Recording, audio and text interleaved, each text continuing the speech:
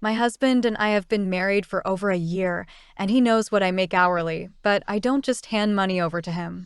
Backstory: 10 years my kid's dad took control of my bank account and income, spent my savings, and gave me an allowance of $50 a week from my check. This had to cover gas, groceries, and diapers. I gave birth to our second child a year and a half later and would walk to the store so I would have gas for work. One day, I had to make a decision on buying diapers for my oldest or my newborn. I cried in the diaper section because I couldn't believe my life had gotten to this point. I'll never forget the kind person who purchased the diapers for my children and gave me extra money to hide. When I had gotten home, I was belittled and accused of stealing money to buy so much. When I explained $50 a week for four of us including diapers wasn't enough, he told me to figure it out. I asked for $100 a week. Eventually, I convinced him to allow me more money. 3 months later, I left and swore I'd never allow another man to do that again. Present day 10 years later, my husband was fully aware that I came with about $18,000 in credit card debt. I've successfully paid almost all of it in full in 2 years. Made it possible by not having my own house, leech of an ex with 4 kids and no utilities. I'm responsible for groceries for our family of 5, phone bill for us, and car insurance. I have my car payment and 1 credit card. My husband pays the utilities and house payment. We recently purchased a new to us camper, and he took a loan on it and put the money I got from my totaled camper in the bank, so he has that as well as his vehicle payment. He says I should be giving him $300 or more a month for savings and to help with the utilities, and I want.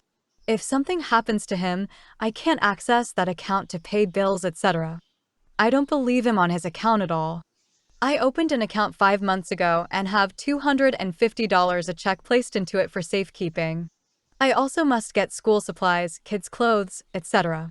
His ex-wife, they split the cost 50-50 for their daughter, but my ex and I are not on those types of terms. My husband gets huffy that my situation isn't like his, but I told him it is what it is. Every pay period he will ask me for money for utilities, and I brush it off or say, if you buy groceries, sure. He says I don't know how to save money and he should have what is left of my check each week for vacation, going to dinner, etc. I won't do it. The mere thought of having an allowance again terrifies me. Do I overspend some weeks? Yes, but I don't use a credit card to buy items anymore. I don't rob Peter to pay Paul like I did in 2020. I budget right down to coupons for groceries and what my grocery bill will be before I enter the store. He says I need to trust him and let him hold on to all of our money together because his savings account is my savings account also. I just can't bring myself to do this unless I can have full access to the account as well. I don't see that being an option. He recently sold a vehicle and put $16,000 in the savings and gave me $1,000 to spend on whatever I wanted to. So I put $200 in the bank, bought my kids each 1 Christmas gift early at a friend's house so I don't hand it over now that we're on sale, and I paid $200 a piece per item, ordered myself new glasses, $275, and contacts, $150. I wanted a hoodie for $20, and he said I gave you money, did you spend it already? I said kind of. He knew what I did with it, and he said he wasn't buying the hoodie because I'm irresponsible with money and he should have never given me the $1,000 and asked for receipts on everything I bought. He knew I went to the eye doctor, he knew how much I paid, and he knew about the gifts I got now because I saved more than I spent on the Christmas gifts. He's been very pushy about just holding all the money that his friends are beginning to make comments about it. Telling me I need to pay when we go out for drinks, telling me I need to pull that debit card out and pay the tab. I probably have $10,000 in the bank. I leave the tip. I don't drink when we go out aside from water. Occasionally we'll have a sipper, but I won't risk a DUI. I tip because the bartenders are usually really good making sure my water is full all the time and I never go without it. So I take care of them. Comment 1. NTA. I walked away from a similar situation that you had with your ex. Your current husband sounds like his true colors are starting to show, be careful. Good luck. Comment 2. My first husband made me account for every penny with receipts for everything. I never realized how dumb I was until I was talking to a coworker. They asked me why I had no money when I was working, but he was sitting at home unemployed because he couldn't find a job he liked. Comment 3. NTA, his comment that his savings bank is yours too is obviously disingenuous. By that logic, you shouldn't have to give him any money because your savings account is his. Bit of friendly advice: pay off all of your debts, then save up 25k before you ever buy anything else again, like the camper. The rest of your life will be much less stressful. My 39M wife, 39F, and I had our son, 22M, at 16. We broke up before she gave birth, but we got back together when our son was 9. Around 3 months ago we found out that our son does not want any kids. When my wife found out, she was upset and thought it had something to do with us. But he told us that it wasn't, and he just didn't want any kids and wanted a stress-free life. Recently my wife started bringing up the topic of having some more kids, which wasn't new for her. She loves kids and always wanted more. She said that she's sad that she'll get to miss out on being a grandma, and she misses when our son was young. I took this into consideration, and I honestly think having another child would be a beautiful addition to our family. When our son was growing up, I didn't really want any more kids. I was definitely one and done, and I feel like I deprived her of having more. She really made me see the bright side of it, so I told her that I agreed with her. Our son lives with us still, so we decided to let him know what we were thinking and asked him how he would feel if he had a little brother or sister. When we talked to our son about adopting, he was surprised. He asked if we were doing this because he didn't want kids, and we told him that it wasn't the primary factor. I told him that he knows that his mom always wanted kids, and the only thing that was stopping her from having them was me. I told him that his choice just made us think more about it. Even though we tried to explain, he wasn't happy. He was worried about the big age difference between him and a new sibling. He used my age gap with my siblings as an example, which I didn't think were appropriate because the situations would be different. My son got his aunt involved, my wife's sister, and she got mad at me for feeding into my wife's delusions and brought up the age gap again. Our son agreed with his aunt, especially about the age gap. He says it'll be weird to have a sibling so much younger than he is. I don't think the age gap is that big of a deal, but the criticism has made me rethink our decision. My wife has started to have second thoughts as well when she realized not everyone supports us. She thought everyone would be happy, but our son's reaction kinda dampened her spirits. Are we wrong for wanting to adopt a child? Comment 1. My parents had me when they were 38. No issues there, it's plenty young to have kids. My dad also has a sibling 18 years younger than him. Their relationship isn't the same as a sibling relationship like siblings that grew up together, because they didn't. But they have a good relationship, and as they've both gotten older, the age gap doesn't matter as much. Your son is worried because he's still very young and only sees life up to the 20s. A 22-year-old and a 1-year-old aren't going to have a lot in common. When he's 40 and his sibling is 19, they will have some in common, but will have different lifestyles. And when he's 50 and they're nearing 30, the differences won't be very noticeable. Maybe he's worried he'll end up taking on some responsibilities. If you make it clear that he won't be parentified in any way, that might help him relax. Comment 2.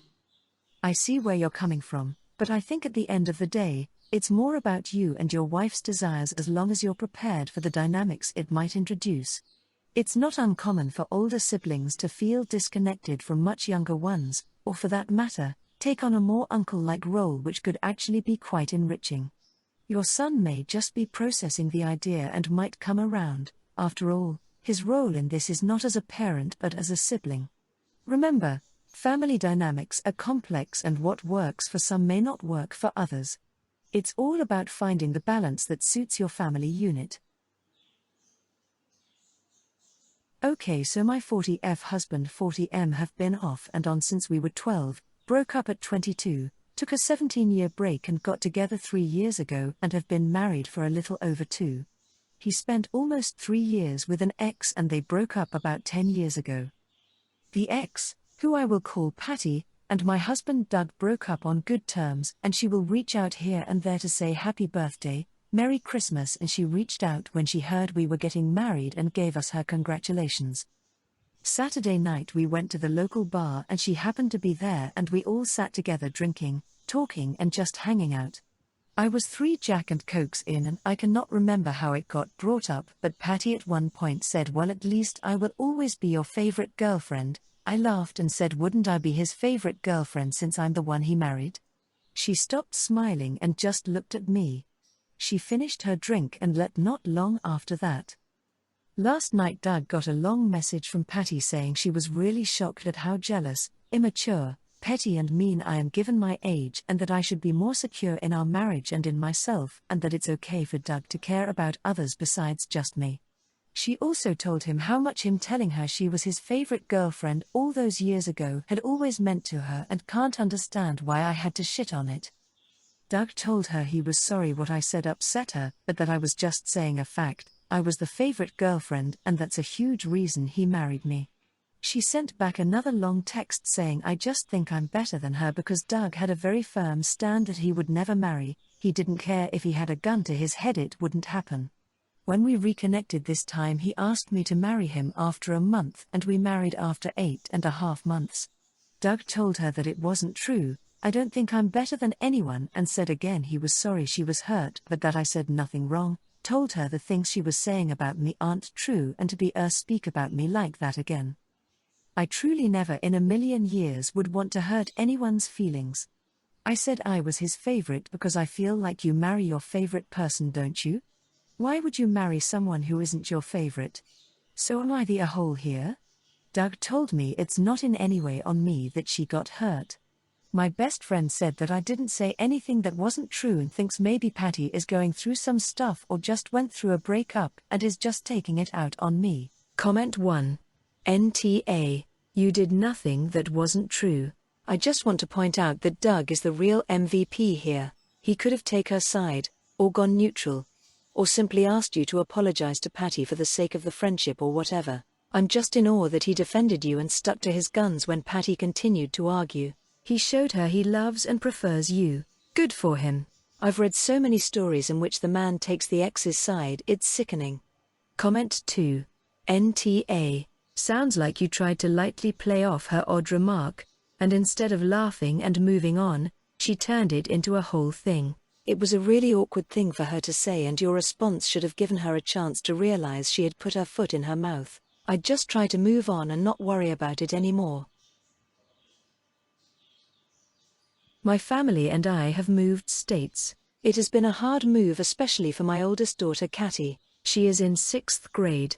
The area's school district has a Facebook account that parents are a part of. I introduced myself on there a while ago. We put Catty on the cross-country team and she has been making friends over the summer. I got a message from a parent last week, asking to meet up and let the kids met. They would be in the same grade and I thought it would be a good opportunity.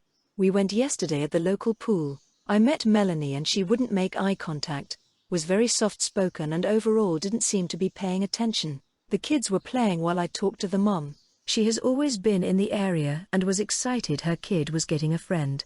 Catty came up to me asking to leave since she wasn't feeling well. We left early and in the car she admitted to just wanting to get away from Melanie. She explained that Melanie freaked her out. She was very touchy, kept pushing her in the water, was whispering, saying things under her breath, would stare at people and make comments, comparing people to bugs. I am still confused on what that means.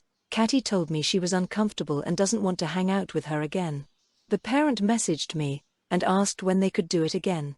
I told her the girls didn't mesh well and that we will have to decline. She then called me asking what I meant.